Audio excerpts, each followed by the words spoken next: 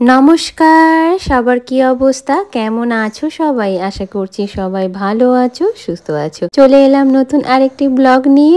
অনেক দিন পর পেয়েছি একটা নেমন্তন্ন বাড়ি, তাও আবার ছোট্ট পুচকির অন্নপ্রাশন। কি মজা, তাই না? আর জানো, সেই দুপুর 3টের লোকালে চড়ে আবারও ক্যাব বুক করে এই লোকেশনে পৌঁছাতে সময় লেগে গেল অনেকটাই বেশি। প্রায় রাত 9টায় পৌঁছেছি এই হোটেলে। আর জানো, হোটেলে এসে পৌঁছাতেই এতটাই ক্লান্ত বোধ করছি, মনে হচ্ছে আর অনুষ্ঠানে গিয়ে কাজ নেই। এই খাটটা মানে এই বিছানাটা দেখে মনে হচ্ছে শুয়েই পড়ি এইখানে, আর ভালো লাগছে না। যাই হোক, এসেছি যখন এই অনুষ্ঠানের উদ্দেশ্যে, তখন তো পৌঁছাতে হবেই, তাই না?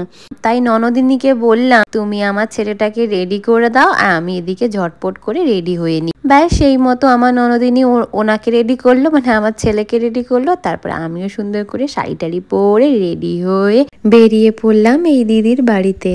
আর ঢুকেই দেখছি কি সুন্দরভাবে ডেকোরেট করেছে, আর কেকটা দেখো কি সুন্দর কিউট লাগছে দেখতে, তাই না? আর বাচ্চা মেয়েটিকে দেখেছো কত কিউট, ভীষণই সুন্দর লাগছিল দেখতে। চারিপাশের এরকম মনোরম দৃশ্য দেখে মনটা একদম উড়ু উড়ু হয়ে গেল। আর সেই উড়ু উড়ু করতে করতে আমার ননদিনী সোজা পৌঁছে গেল ফুচকা স্টলে। ননদিনী কিছু খাক আর না খাক, ফুচকা যখন পেয়েছে তা তো খেতে হবেই। আর সেই সুযোগটা আমিও কাজে লাগিয়ে নিয়েছি। ওখানে গিয়ে ফুচকা খাচ্ছিল, আর আমি সেই সুযোগ বুঝে টুকুস করে একটা ফুচকা তুলে নিয়ে কপাত করে মুখে ঢুকিয়ে নিলাম।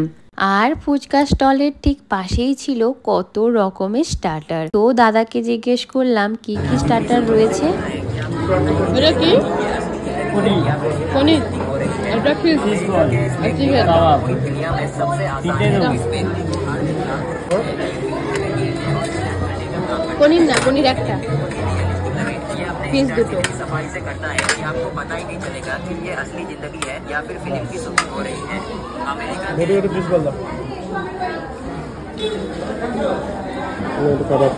অল্প স্বল্প স্টার্টার খেয়ে পেটটাকে একটু শান্তি দিচ্ছিলাম। এরপর আবার তো মেন কোর্সও রয়েছে, সেটাও তো সুন্দরভাবে এনজয় করতে হবে। তারই মাঝে দূর থেকে দেখছি পুচকি মাটা আমার কেক কাটার জন্য একেবারে তৈরি হয়ে গেছে। এটার লোভ সামলাতে না পেরে দৌড়ে ছুটে এলাম ওর সামনে। আর এর জন্যই তো এত দূর থেকে আসা। এই সুন্দর মুহূর্তটাকে একটু ক্যামেরা বন্দি না করলে হয়? তাও তোমাদের সাথে শেয়ার করতে তো হবে।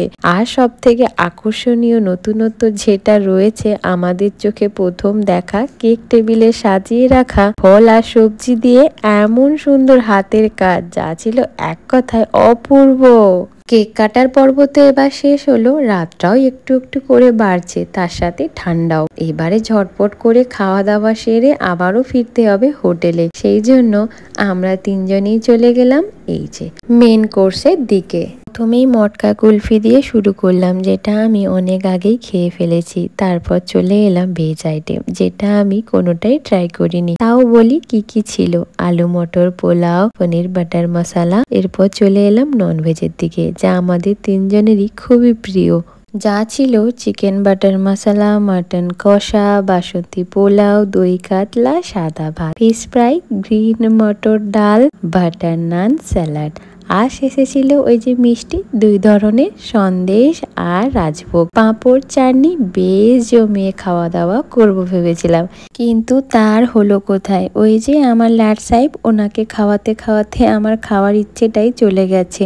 রাত্রি হয়ে গেছিল বেশ, তাই আর বেশি কিছু নিজের জন্য নিইনি। ওই যে ছেলের জন্য ভাত আর মাছ আর ফিশ ফ্রাই ওকে খাওয়াচ্ছিলাম, ওটাই নিজেকে খেতে হলো।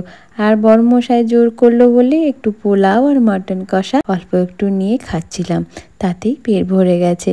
বাকি কিছু ট্রাই করার মতো পেটের এক কোণাতেও জায়গা ছিল না। যেটুকু খাবার দাবার খেয়েছি আমার তো বেশ ভালোই লেগেছে। আর বাকি যা কিছু আইটেম ছিল সবকটাই বড়মশাই আর ননদিনী ট্রাই করেছিল, তো ওরা বললো খুবই ভালো হয়েছে রান্নাগুলো। যাই হোক, ওরা যখন রিভিউ দিয়েছে ভালো, তাহলে ভালোই হয়েছে।